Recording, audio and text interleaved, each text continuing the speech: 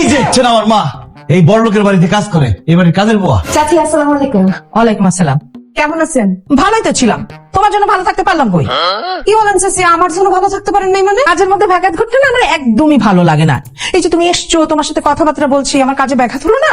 দেখছো আমার মা কি কাজ পাগল মানুষ, এই বাড়ি ছাড়াও আরো 3টা বাড়িতে কাজ করে, ছোটা বুয়া।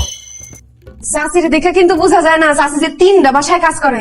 হাত পাড়ি কি পরিষ্কার, চেহারাটা কি মুখটা। কারণ আমি রেগুলার পার্লারে যাই, ফেসিয়াল করি, সেই জন্য। চাচি পার্লারে যান? পার্লারে গিয়ে হাত ভাত মুখ টুক সবই করে সুন্দর করে আসে আর কি। হয়েছে কি, আমার মা যে এই সাইড বাড়িতে কাজ করে, যা টাকা ইনকাম করে, একটা টাকাও সংসারে দেয় না, সব টাকা পয়সা পার্লারে গিয়ে উড়ায়। এই নিয়ে তো আমার লোক ঝগড়া। ঝগড়া করবো না বলো? আমি কত কষ্ট করে মানুষের বাড়িতে টাকা ইনকাম করি, সেই টাকা আমি সংসারে দেবো?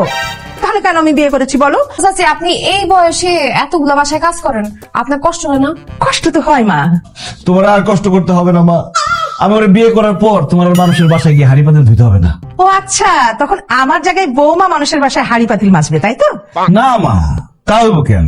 আমি বিয়ে করলে আমার একটা সংসার হইব না? তুমি তোমার মায়ের বাসায় হাড়ি পাতিল না দিয়ে আমার সংসারে হাড়ি পাতিল দিবে। ও, আমার ছেলে খুব ভালো কথা বলছে, খুব সুচিন্তা তোমার মাথায়। এখন যাও, তোমরা ওদিকে গিয়ে কথাবার্তা অ্যাসিস্ট্যান্ট ওকে অন্য জায়গায় নিয়ে যাও না, যে অন্য জায়গায় কথা। আসছি চৌধুরী সাহেব।